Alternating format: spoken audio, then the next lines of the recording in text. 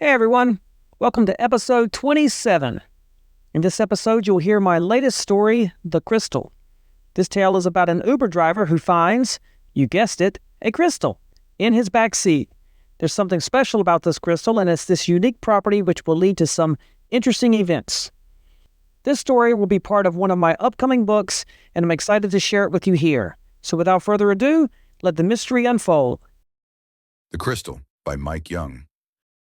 The old lady was waiting on the sidewalk when Aaron pulled in. She noticed him and walked slowly over.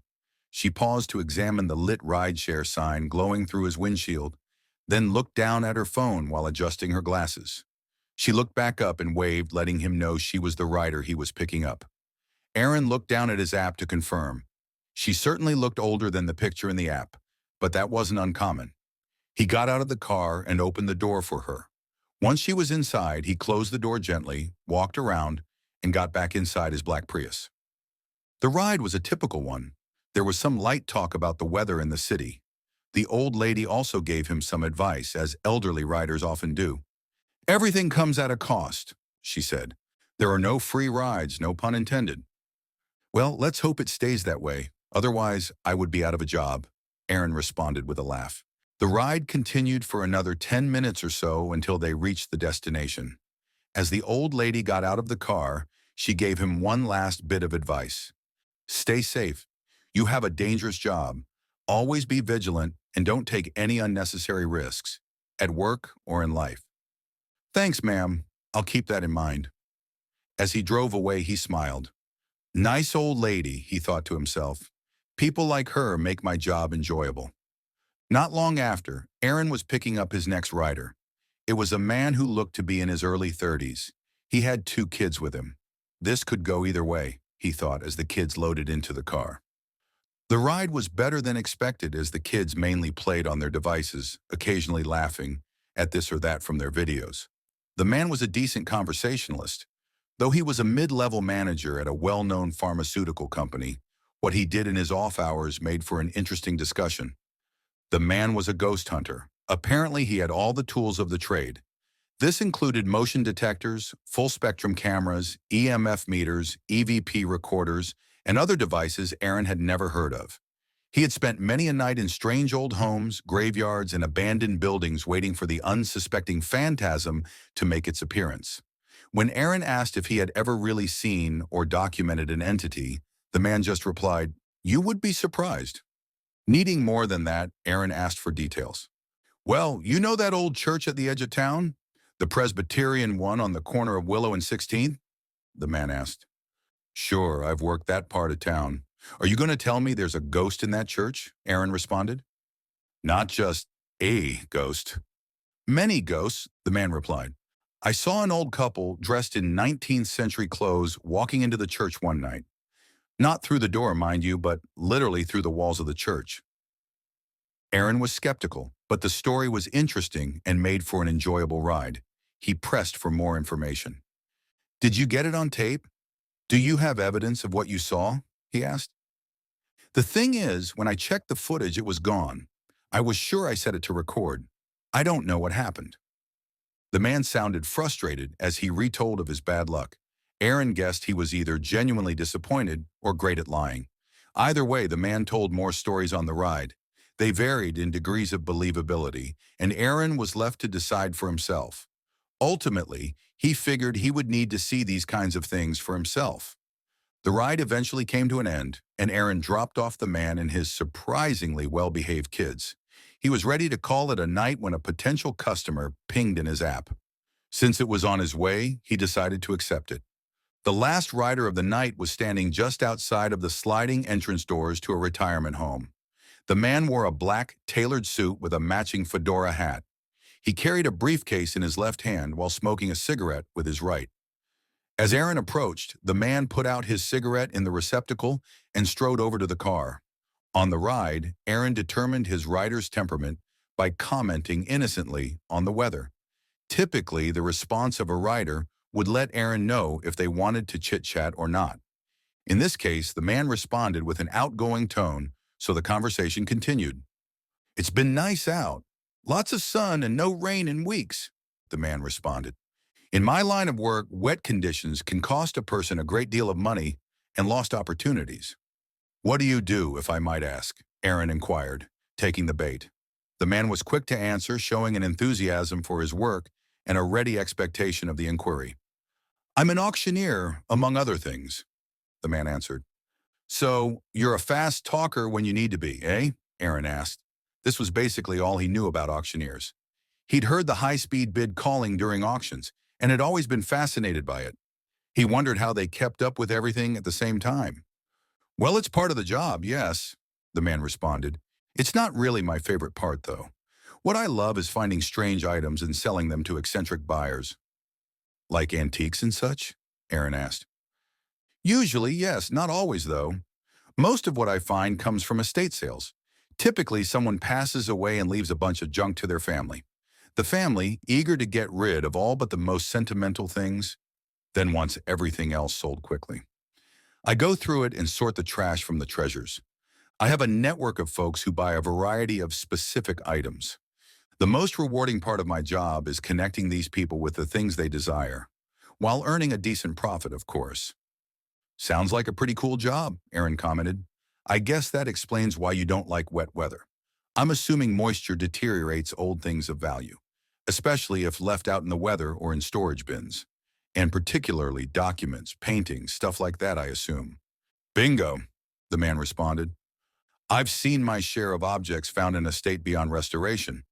The auctioneer responded, then abruptly ending the subject, he pointed ahead and said, Oh, looks like we're almost at my office. Yep, right on time, Aaron replied as he turned into the business plaza where the man's destination was set. Once Aaron had parked, the man exited the car with a friendly farewell and a tip of his hat. Aaron was now on his own way home, done for the day. As he drove, he sent a text out. Hey, babe, okay to come over? After a few minutes, the response came back. Not tonight, honey. Hubby came back early. I'll let you know once I'm free and we can get together. Kisses. Aaron set the phone down. He was disappointed, but this kind of thing happened all the time, so he was used to it. He was tired anyway from a long day. He had given 20 rides. It was time now to go get some sleep. The next morning, Aaron headed out to his car to do some cleaning. He always checked the backseat for trash from the riders of the previous day. As usual, trash was minimal. There was a used napkin and some crushed goldfish crackers. He wondered what he would do if he ever found a $100 bill. Would he try to figure out whose it was and return it to them, or keep it? He could use a bit of extra cash. He figured he would just keep it, finders, keepers and all. As he pondered this, a flicker of light caught his eye. Something had gotten wedged in between two seats and was barely noticeable other than the quick flash he had observed. He leaned in further and grabbed it, bringing it closer to have a look. It appeared to be a crystal of some sort. It was translucent and was composed of quartz pieces sticking up at angles from a base of rock. He stood straight and held it up to the morning sunlight. Each of the main faces seemed to flicker as he turned it to different angles. On one face, there even appeared to be a snake design within. As he turned it, the snake moved. Much like a holographic image on a collectible card or sticker, it changed with different perspectives. At one angle, it was coiled up. In another, it appeared to be striking the face of the crystal. The image was vague, though. He wasn't sure if it was put there by some artificial process or a natural feature of the rock formed randomly millions of years before. Maybe his imagination was making something out of nothing. In any case, it was a cool find, and he didn't plan on giving it back to the unfortunate rider who had lost it. He thought back to the riders of the previous day and figured it had belonged to one of the kids. In that case, he might give it back if asked. Either way, it was his now, and he was going to keep it in his car to take occasional looks at while waiting for passengers. After he finished cleaning out his car and giving it a good wash, Aaron looked at his phone. Daisy had texted a few minutes before. Daisy was Aaron's lover, but they would likely never move beyond flings. She was married, and despite Aaron's attempts to convince her otherwise, she was not going to be leaving her husband anytime soon. The reason for her reluctance was that her husband was not one to trifle with. He was a big man with a fiery temper and a penchant for violence. More than once, he had assaulted a man who inadvertently triggered him. Daisy claimed he had never hit her, but Aaron wasn't so sure. Aaron read the text from Daisy. "Good morning, honey. Looks like hubby is busy for the day. Want to meet at the place?" Aaron smiled and sent his reply. "Sure, babe. I can be there at 2. Will that work?" Daisy replied, "That works. See you soon. XO. This made Aaron's day. He had a few errands to run, but he would skip them and use the time getting ready. In a few short hours, he was going to see his baby.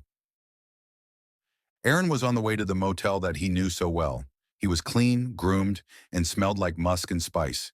Daisy had taken a liking to that scent, so it was his go-to lately. He was also wearing one of his best outfits, the skinny jeans Daisy liked so much, along with a new blue and gray dress shirt. The trip would take about 30 minutes, so he put on some music to pass the time. The Crystal sat in the front seat, though he wasn't sure why he didn't put it in the glove compartment. There was just something compelling about it. As he drove, he picked it up from time to time, taking a quick look at the marvelous reflections. It was one of these times that the distraction almost cost him his life. A random song from his crooners list was playing. It was a version of Blue Skies by Frank Sinatra, with Tommy Dorsey and his orchestra performing the music. Aaron had always liked this song and its many versions. However, this version proved to be his favorite due to the backing vocals. It just so happened that as Aaron was gazing at the crystal, he took his eyes off the road at a bad time. He was admiring its glimmer and examining each face when he noticed what appeared to be other holographic images. This temporary absorption captured his attention longer than he intended. As a result, he didn't see the danger that was coming his way. An oncoming red semi-truck had crossed the center line and was seconds from flattening Aaron's little black Prius along with its oblivious occupant. It was at this moment that words in the song saved his life. Blue skies. Look up, look up. Aaron did indeed look up at this moment. He saw the bug-encrusted grill of the Mack truck and with seconds to react turned his wheel to the right. The car left the pavement and headed straight into a cornfield. It came to a stop deep into the tall stalks, ruining that section of some unfortunate farmer's cash crop. Aaron sat there in his car for a long moment, rattled by what happened. It took some time for his rapid heartbeat and shallow, quick breathing to return to normal. Once he was sufficiently calmed back down, he stepped out of the car and had a look. Luckily, the car was not noticeably damaged. He took a few pics and texted one to Daisy. He let her know he would understandably be running a little late. That night, as Aaron drove home from his tryst with Daisy, he looked down at the passenger seat. The crystal, of course, had been thrown from the seat during the earlier cornfield incident and was somewhere down on the floorboard. Curious once again about it, he decided to pull off to the side of the road and look for it. He found the crystal under the seat where it had rolled at some point along the drive. He picked it up and had a look at it under the interior light of his car. Again, he saw the snake. As he turned it, he observed the other scenes, though he wasn't sure if it was his imagination or... Of course it is my imagination, he thought, pushing fantastical ideas from his mind. Nevertheless, he explored each face with keen interest. Ultimately, he realized the scenes were really there. They were too detailed to be just his imagination. One scene appeared to show flames. It was a fiery event of some kind. The way it flickered and flared when the crystal was turned was surreal, though terrifying on some deeper level. Another scene presented a man with a knife. His face was threatening, and he was stabbing toward the observer with his blade. Still another scene showed a train. The train appeared to be coming straight toward the face of the crystal as if it would break through and obliterate the observer. What a macabre toy, Aaron said as he set the crystal back down.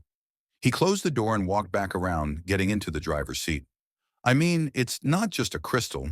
Clearly it was manufactured in some way to have those holographic images. But if it was intended to be a kid's toy, it's a little too intense. He pulled his car back onto the road and continued his drive home. As he drove, he tried to put the crystal out of his mind and focus on Daisy. It was frustrating that they couldn't just be together. The annoyance was multiplied by the fact that she could, in theory, leave her husband. If she really had feelings for Aaron, she would throw caution to the wind and just do it. It was even more irritating that they always had to meet on her time, when she was available. As he realized his resentment was growing, and with it, anger, he reminded himself it wasn't worth getting worked up about. It's just how it was.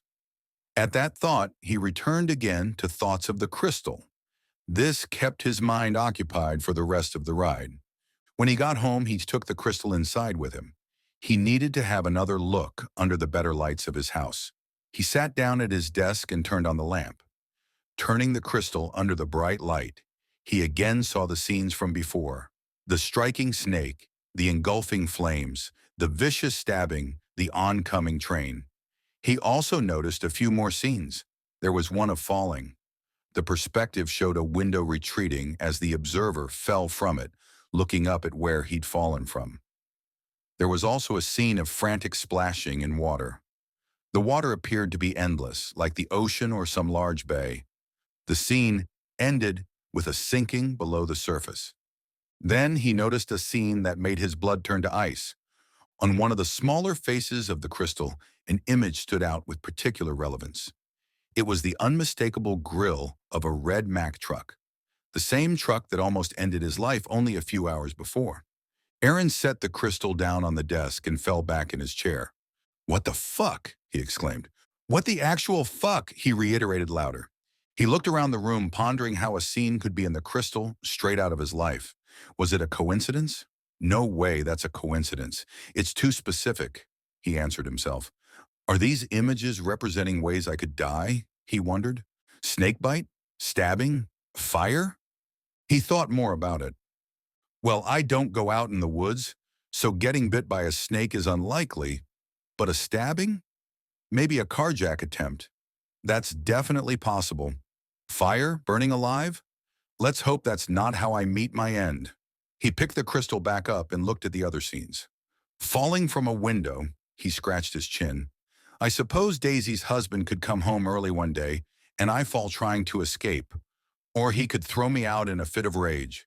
He laughed nervously at the wild possibilities, then added, I need to be really careful about all of this stuff, just in case.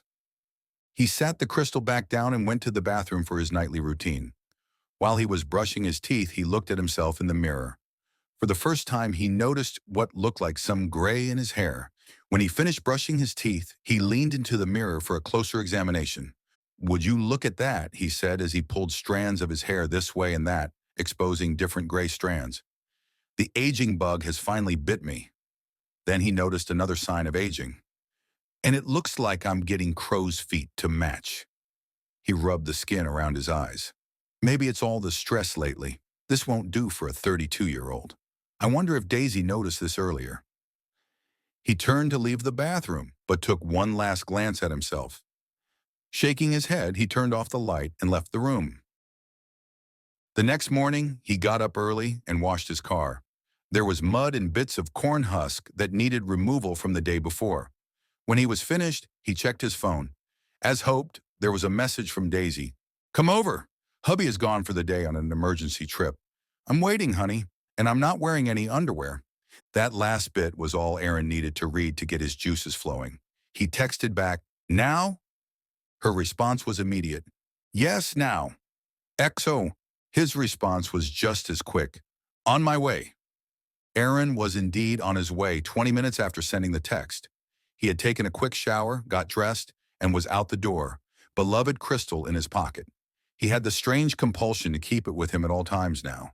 After all, it was quite possibly his visual guide to what to avoid. He drove excitedly but cautiously to Daisy's high-rise apartment complex. He thought about what he had seen in the crystal the night before. He tried not to dwell on it too much so he could focus on the rendezvous with his lover. More like a booty call, really, he thought to himself. Still, the scene of falling from a window continued pushing its way into his consciousness. Each time it did, he told himself it was just his crazy imagination making something out of nothing. Things like people falling out of windows don't really happen. And since he was well aware of the crystal's seemingly fortune-telling images, he wouldn't fall victim to it in any case. When Aaron entered Daisy's apartment, she was waiting for him. She was dressed or undressed exactly as she said she would be in her text. After the forbidden extramarital shenanigans were finished, Daisy went into the kitchen. As she made smoothies, Aaron lay on the bed with a smile on his face, arms behind his head. This is all right, he thought to himself. I mean, things aren't ideal, but it works. And then things quickly went to shit. Suddenly, there was arguing in the kitchen. Aaron could hear Daisy's muffled voice. Then he heard a man's voice just as unclear. There was a back-and-forth exchange. The man's voice didn't quite sound like what Aaron had heard in the background on one of their secret phone calls. He chalked it up to differences in sound quality. In any case, Aaron jumped out of the bed to his feet and looked about the room frantically. His clothes were everywhere. His shorts were closest, so he grabbed them and put them on San's underwear. Let's hope she gets a chance to hide the rest of my clothes. He looked around as yelling came from outside of the bedroom. This time he made out the words, "I love you, babe." You know that. It was Daisy's voice, and it hit Aaron hard to hear those words. He didn't have time to process before he noticed the window. Oh God, not the window, he thought to himself. He considered his options. Climb out and risk fulfillment of the crystal's prophetic images? Or leave the room, defend his lover, and probably get his ass kicked. The crystal is just a silly toy, he told himself before heading straight for the window. Aaron raised the window carefully, climbed out gently, and slid it back down as if it had never been opened. He cautiously walked along the roof, mindful of staying close to the outer wall to brace himself. He made his way far enough from the window to be safe from Daisy's husband discovering him. Now it was time to figure out how to get down and leave the scene. He looked around at his options. He was 8 floors up. Jumping would likely kill him. Or worse, he would be paralyzed for the rest of his life.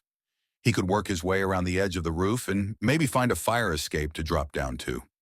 He could also try a few windows along the way. Maybe one would be unlocked. And if the apartment was unoccupied, he would have a way to escape safely. He decided to ease his way around the building, checking windows as he went. The first 2 were locked as expected. The third was occupied with a teenage girl inside. She was practicing the latest social media dance craze, presumably for posting online. The girl was oblivious to the stranger outside her window. He was careful to step past just slow enough to not draw her attention. Eventually, after a few more window checks, he found one that was exactly what he was looking for. It was unlocked and the lights were off. He would take his chances with this one. Aaron slowly slid the frame up and stepped inside. His first foot reached a chair below, providing some degree of relief. He would be able to step down on it and enter the room easily. Then he would be able to make his way to the front door and exit safely. Unfortunately, the unmistakable sound of growling interrupted his optimistic plan. He froze. Maybe it's the kind of dog that will run if an intruder shows dominance. Or maybe it's a Rottweiler who has just been gifted a trespasser to rip apart. It was likely the latter, but Aaron would never know the breed exactly. The growl quickly turned into a deep, ferocious bark, and within seconds, teeth had sunk into his bare leg. Aaron howled in pain and began kicking as he tried to pull his leg back out of the window. The biting continued as the dutiful canine attempted to pull him back in. Aaron turned to bring his other leg in for help. It took some contortion, but he was able to get it inside and began kicking the poor dog with the second leg. After a few solid strikes to the dog's head, it yelped and released its bite. Aaron's positioning ensured he didn't have good balance in the windowsill. Now that the pull of the dog was removed from the equation, the reactive force sent Aaron tumbling backward.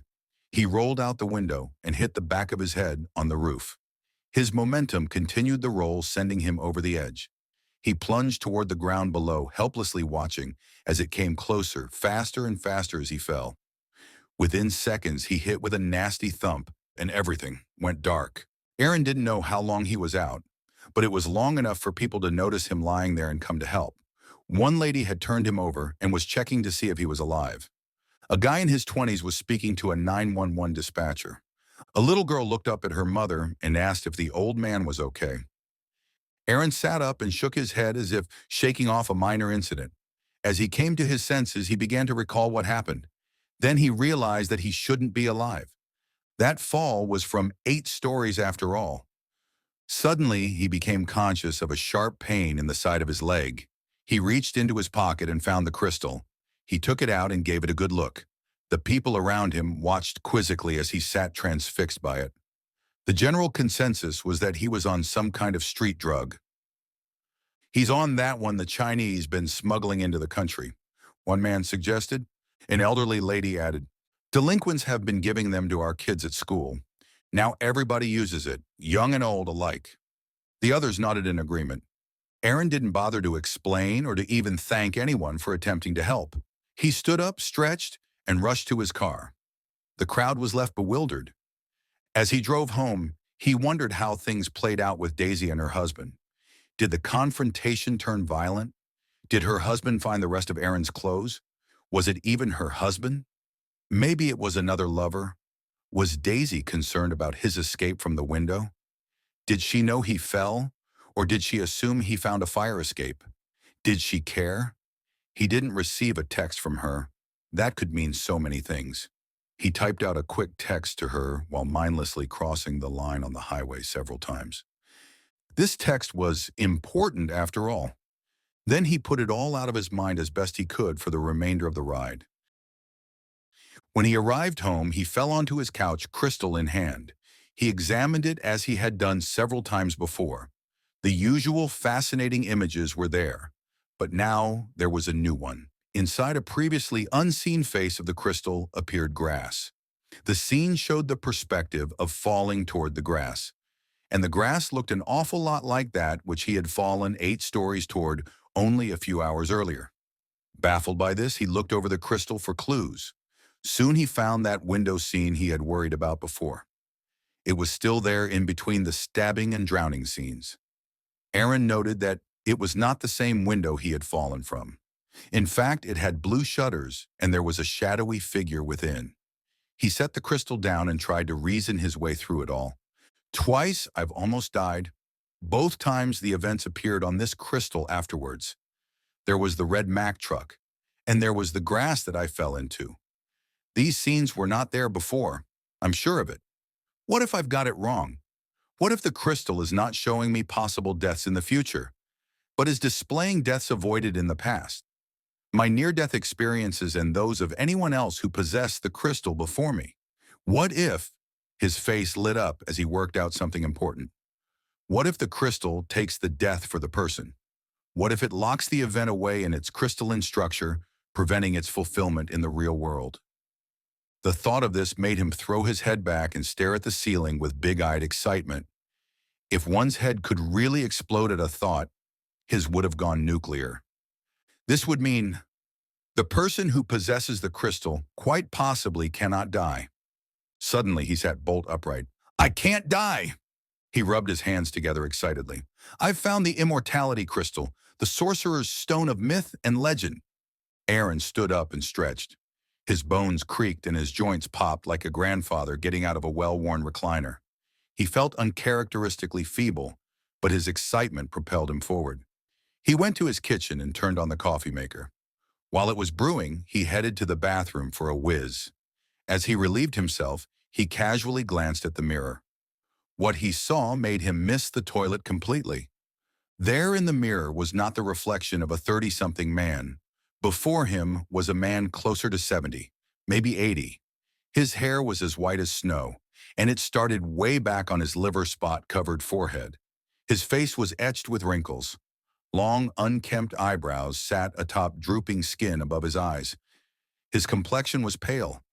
He blinked to clear his vision. Then he blinked again to be sure of what he was seeing. "What the hell?" he said as he touched his face. He ran his fingers along the wrinkles, unbelieving what he saw. How did this happen? What is going on with me? I look like a damned old man. A sickening feeling arose in him. Then he thought about the crystal. That damned crystal! He zipped his pants up and returned to the living room, not bothering to clean the mess around the toilet. He went to where he'd left the crystal on the couch and looked down at it. He stood over it, pondering what to do. Then, in a sudden fit of anger, he picked it up and threw it against the wall. It left a small dent in the sheetrock. Aaron picked up the seemingly magical object and examined it. It wasn't even damaged in the slightest.